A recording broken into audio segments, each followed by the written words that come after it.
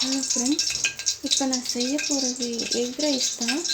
Egg rice பண்ணுறதுக்கு onion, cabbage, 3 முட்டை, கொஞ்சம் ரைஸ் எடுத்து வச்சுருக்கேன். இப்போ எக் ரைஸ் எப்படி பண்ணலான்றதை பார்க்கலாம். இப்போ நல்லா ஆயில் பாயில் ஆகிட்டுருக்கு. இதில் 2 ஸ்பூன் சோம்பு பவுடர். நான் சோம்பு க்ரஷ் பண்ணி வச்சுருக்கேன், அதை தான் போட்டுறேன். அப்போ தான் நல்லா வாசமாக இருக்கும். இது கொஞ்சம் ஃப்ரை ஆனதும் இந்த ஆனியன், கேபேஜ் இதெல்லாம் போட்டுடலாம்.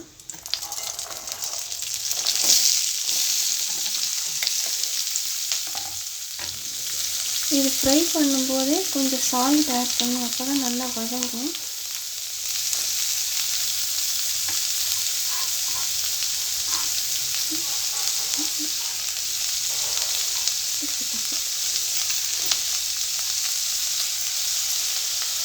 இப்போ இதோட கொஞ்சம் ரெட் சில்லி, அப்புறம் இந்த கரம் மசாலா பவுடர், சால்ட்டு போட்டு நல்லா ஃப்ரை பண்ணிக்கலாம். இப்போ இது நல்லா ஃப்ரை ஆகிட்டு இருக்குது. இது நல்லா சால்ட்டெல்லாம் ஆட் பண்ணிட்டேன். இது நல்லா ஃப்ரை ஆனதும் எக்கும் ரைஸும் போட்டு மிக்ஸ் பண்ணிடலாம்.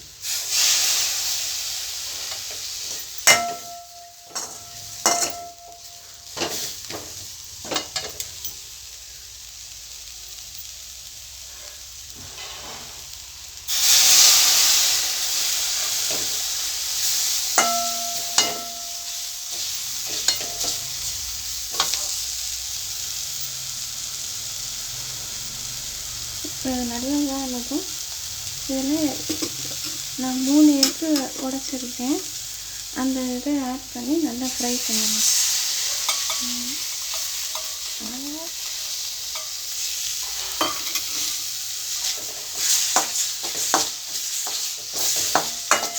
இது லஞ்சாகவும் கொடுக்கலாம், இல்லை ஈவினிங் பசங்க ஸ்கூல் விட்டு வராங்கன்னா அவருக்கும் செய்து கொடுக்கலாம்.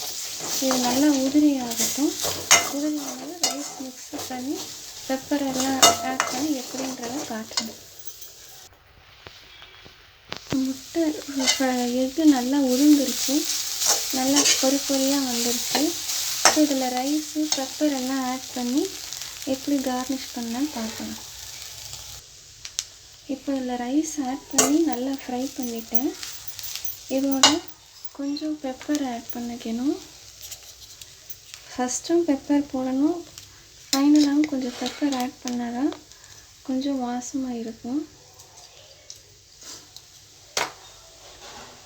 இப்போ முட்டை ரைஸ் ரெடி ஆகிடுச்சு. Ready to serve. Thank you for வாட்சிங்.